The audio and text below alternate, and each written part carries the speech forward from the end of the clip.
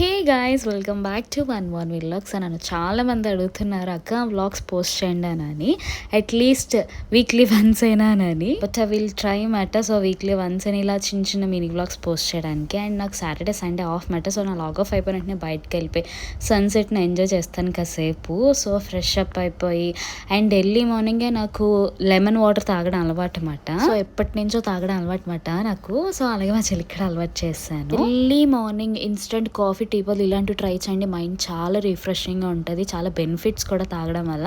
And wait లాస్కి చాలా helpful అవుతుంది. So early morning head bath చేస్తాను. ఆల్రెడీ కోల్డ్ ఉందా, కోల్డ్ మళ్ళీ హెడ్ బాత్ చేశాను అనమాట.